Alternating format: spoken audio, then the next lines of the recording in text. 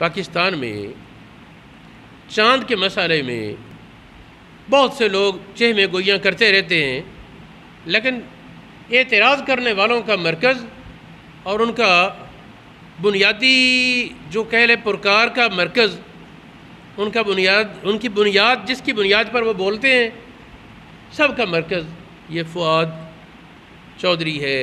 ہم اس کے لقب نہیں گنیں گے، اسمبلی میں بھی اس کے لقب بولے جاتے ہیں۔ ہم یہ کہتے ہیں کہ یہ فؤاد صاحب کو تھوڑی سی لگام دینی چاہیے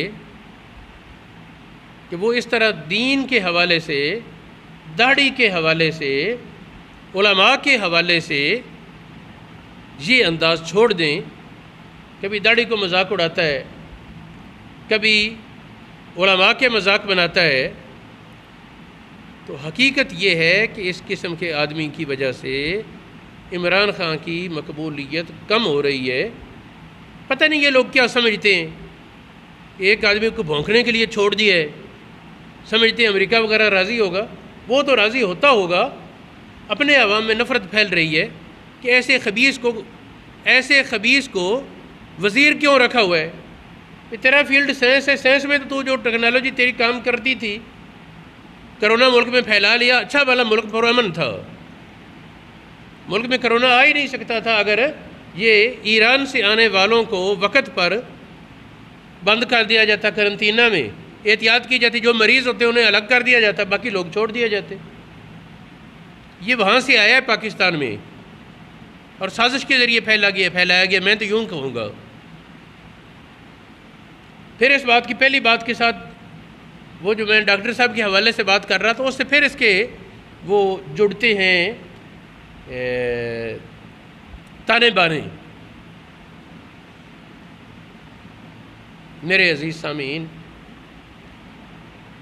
ہم آج کا یہ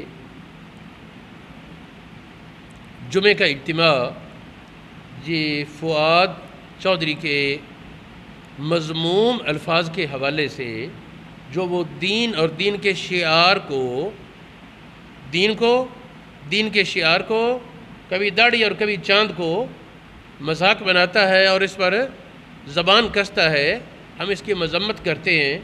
حدیث پاک ہے، نبی کریم علیہ الصلوۃ والسلام نے قیامت کی نشانیوں میں ایک بات کہی، لیکن اس سے پہلے آپ سنیں کہ یہ فؤاد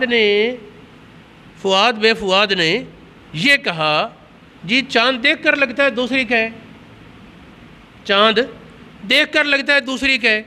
اب حدیث سنیں، نبی کریم علیہ الصلوۃ والسلام نے فرمایا قیامت کی نشانیوں میں سے ہے کہ چاند بعد اوقات بڑے بڑے ہوگا پہلی کا، کوئی دیکھنے والا کہے گا یہ دوسری کا، کوئی کہے گا تیسری کا ہے۔ تو چاند لگنے سے تعلق ہے نا، یہ کہ کتنی کا لگتا ہے، چاند کے دیکھنے سے تعلق ہے۔